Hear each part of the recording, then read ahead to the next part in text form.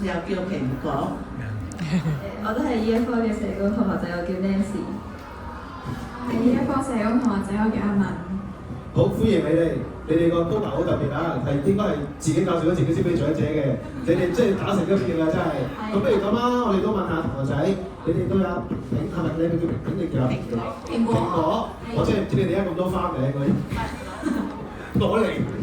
點解會有叫蘋果？因為我哋有小組，有3個都係叫麗萍。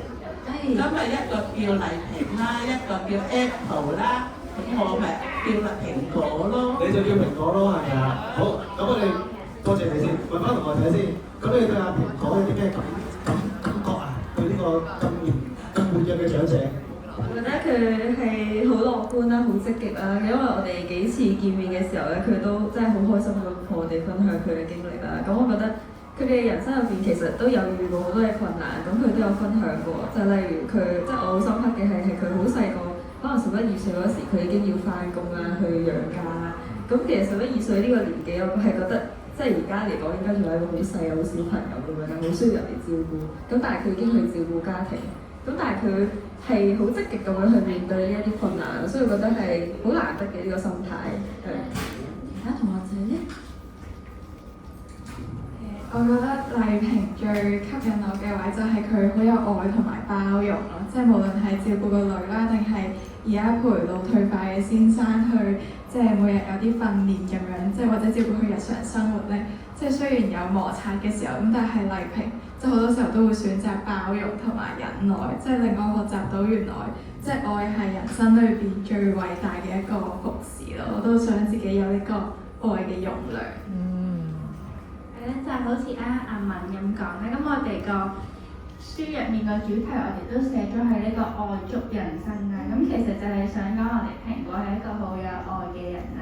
咁佢都有分享好多自己主動去幫助其他人嘅故事。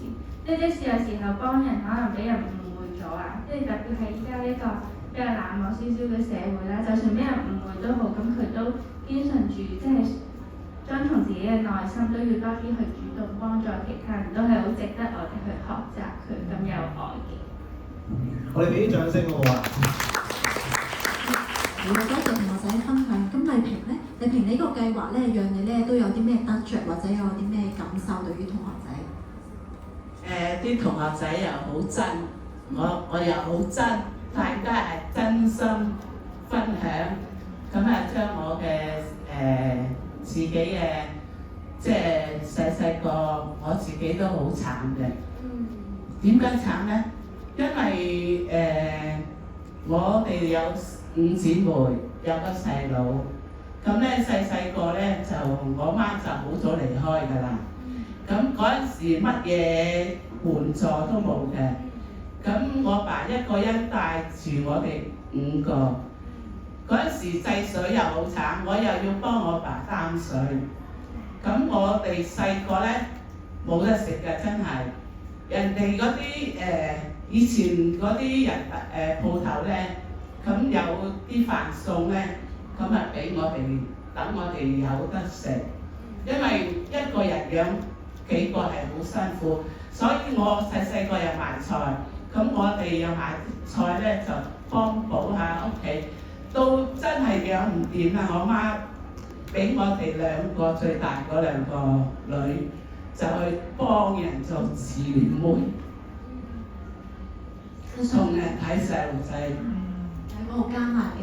係啦，咁一路咧又賣點心啦，又做鐘點內容啦，家叫做退咗休好耐啦，我又做過係老人中心嘅阿嬸，好多樣嘢我都做過。艱苦嘅歲月都捱過啦。捱過，但係家仲要捱，都係要即係自己開解自己咯，唔好咁執着做人。係，即係你靠啲咩咧？即係愛同埋包容。好。唔係真係好難頂㗎。明白啊！相信大家作為照顧者都好明白。我哋都覺得將阿蘋果其實真係好真嘅，俾掌聲阿蘋果喎，好真心嘅分享。冇錯。咁啊，相信咧同學仔都收到好多喺佢學習咧身上面都學習咗好多。多謝麗萍，你無私